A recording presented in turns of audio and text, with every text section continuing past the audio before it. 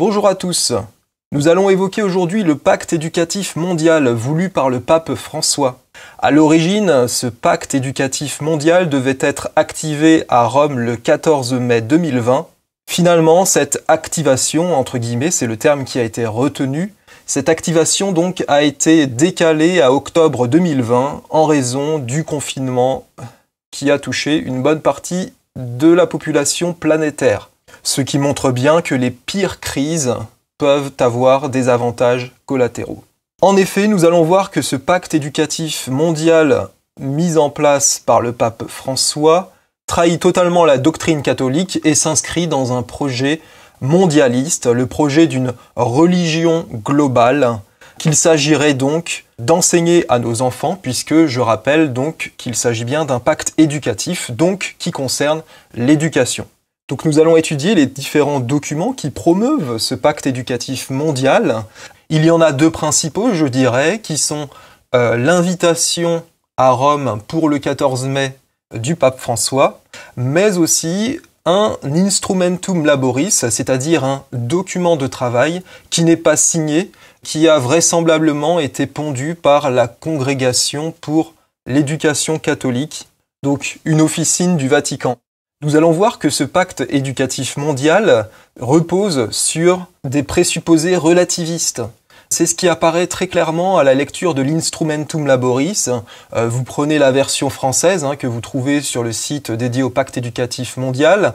Et là, vous lisez aux pages 2-3, je cite, « Un changement de vitesse est urgent pour faire prévaloir, par l'intermédiaire d'une éducation intégrale et inclusive, capable d'une écoute patiente et d'un dialogue constructif, l'unité sur le conflit. » Fin de citation.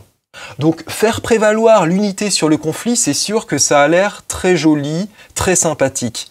Cependant, le terme inclusive qui se trouve employé ici doit nous mettre la puce à l'oreille. Sous le terme inclusif, on nous a quand même vendu un certain nombre d'idéologies mortifère pour la société ces dernières années, l'idéologie homosexualiste, le mariage gay, le transsexualisme, et puis maintenant l'antispécisme.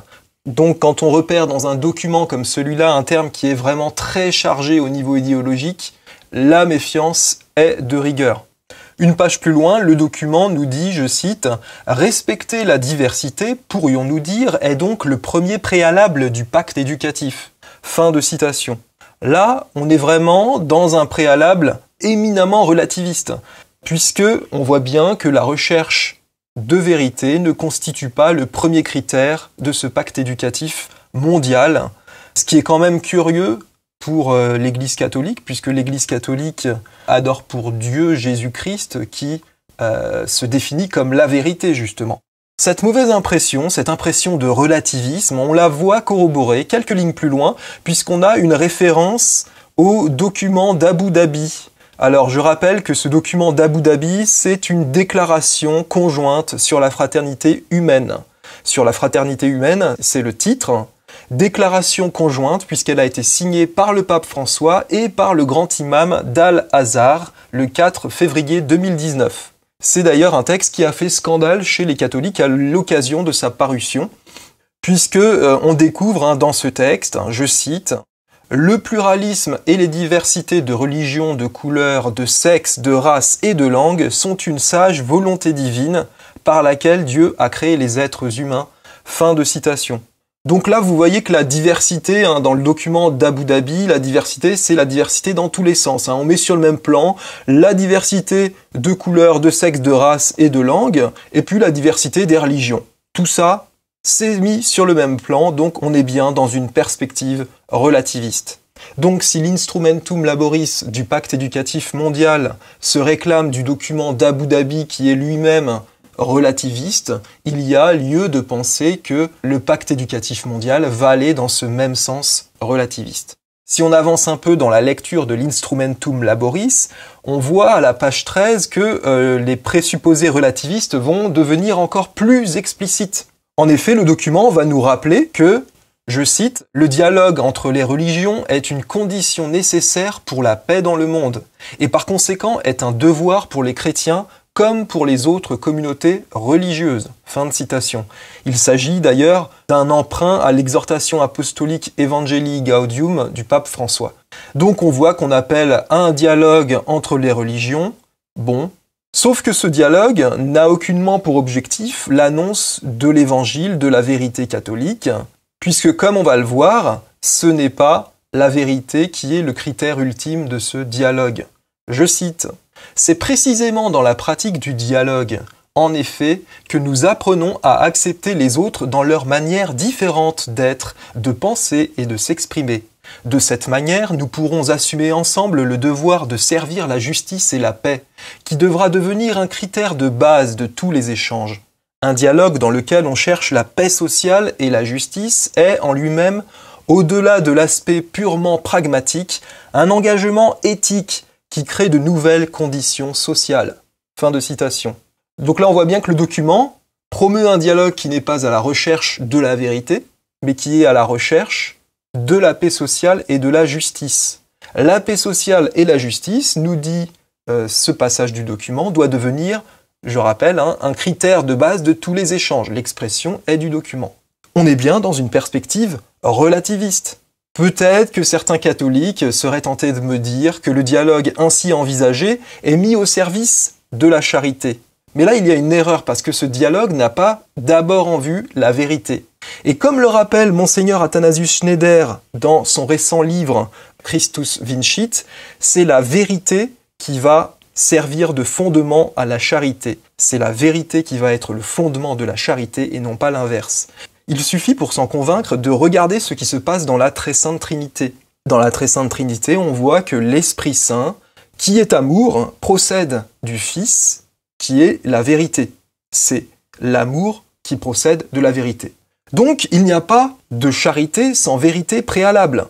Par conséquent, un dialogue qui va évacuer toute recherche de la vérité au profit d'un consensus relativiste ne remplit pas les conditions d'un dialogue charitable. Ce n'est ni un dialogue vrai, ni un dialogue charitable, donc ce n'est pas un dialogue catholique, tout simplement. En fait, l'Instrumentum Laboris prétend nous faire passer de la Caritas in Veritate, souvenez-vous, c'était le titre d'une encyclique de Benoît XVI, à la Caritas in Diversitate. Il prétend nous faire passer de la charité dans la vérité à la charité dans la diversité. Sauf que ça n'est pas possible. On ne perd pas de vue que ce document est un document sur l'éducation. On peut se demander quelle va être l'implication pour l'éducation de nos enfants. Et là, on a la réponse à la page 12 de l'Instrumentum Laboris. Je cite. « Il faut donc exercer la pensée qui ordonne l'unité dans la distinction et qui considère la différence comme une bénédiction pour sa propre identité et non comme un fort empêchement à la réalisation de soi. Le travail éducatif doit intervenir avant tout à ce niveau. » Fin de citation. Vous avez bien compris, l'éducation doit être relativiste avant tout. Dans le même style, on trouve aussi à la page 12, je cite, « Le premier principe indispensable à la construction d'un nouvel humanisme est donc celui de l'éducation à une pensée nouvelle, capable de maintenir l'unité et la diversité, l'égalité et la liberté, l'identité et l'altérité. » Fin de citation. Alors, quand on parle de promouvoir un nouvel humanisme, une pensée nouvelle, alors qu'on est censé plutôt annoncer l'évangile qui a 2000 ans d'existence, il n'y a pas besoin de réinventer l'eau chaude, il y a de quoi s'inquiéter, s'interroger, se poser des questions. Dans la promotion de cette sacro-sainte diversité, l'annonce de l'évangile va se trouver littéralement balayée. On le voit à la 8e page de l'Instrumentum Laboris, qui nous préconise la chose suivante, je cite, « Il convient aujourd'hui de se concentrer à éduquer les questions des jeunes, prioritaires par rapport au fait de donner des réponses. » Fin de citation. Donc, il s'agit surtout pas de transmettre les vérités de la foi. Surtout, pas de prosélytisme. D'ailleurs, pas de prosélytisme, je le dis avec ironie, mais c'était quand même une phrase du pape François lui-même qui avait dit « Ne faites jamais de prosélytisme dans les écoles ». Et pour bien nous faire comprendre la dimension relativiste du pacte éducatif mondial, la Congrégation pour l'éducation catholique, qui est donc un dicaster du Vatican, rappelle la dimension radicalement interreligieuse de cette rencontre voulue par le pape François. Elle le fait dans un communiqué du 3 mars 2020. Je cite. « Dans la conviction que l'engagement en faveur de l'éducation doit être partagé par tous, le pacte implique des représentants des religions, des organismes internationaux et des différentes institutions humanitaires, du monde académique, économique, politique et culturel. De ce point de vue, on peut comprendre que la participation plus large et plus variée souhaitée par le pape François ne constitue pas une dimension supplémentaire au pacte mondial pour l'éducation, mais qu'elle constitue en même temps le fondement et le but d'une telle alliance. Fin de citation. Donc on vous le dit tout simplement, cette dimension interreligieuse, relativiste, c'est le fondement du pacte éducatif mondial. Alors on pourrait se demander, et le Christ dans tout ça ? Puisque quand même, me semble-t-il, la mission de l'Église depuis 2000 ans, c'est d'annoncer le Christ et le message du Christ. Le Christ passe aux oubliettes, si je puis dire. L'Instrumentum Laboris, donc ce document de travail élaboré en vue du pacte éducatif mondial, fait 19 pages dans sa version française. Et sur ces 19 pages, le nom de Jésus apparaît une seule fois, en 3e page. On trouve quand même aussi le mot Christus cité entre parenthèses, puisqu'il s'agit du titre d'une exhortation apostolique, mais à part ça, c'est tout, ça ne fait tout de même pas beaucoup. Il y a quand même de quoi être surpris dans une institution, l'institution ecclésiale, qui est censée être le corps mystique du Christ. Plus surprenant encore, le pape François, dans son invitation à Rome pour activer le pacte éducatif mondial, ne mentionne le Christ qu'une seule fois, en passant à l'occasion d'une simple comparaison. Là aussi, il y a de quoi s'étonner, puisque traditionnellement, historiquement, le pape est le vicaire du Christ.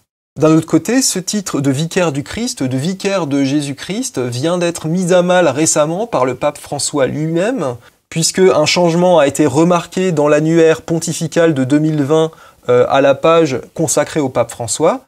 Justement, le titre vicaire de Jésus-Christ n'apparaît plus que dans les titres historiques.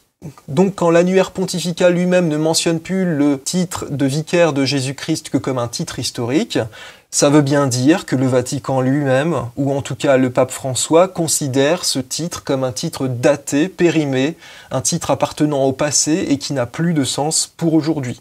Et à partir de là, la question rebondit. On peut légitimement se demander, si le pape n'est plus le vicaire du Christ, de qui est-il donc le vicaire ?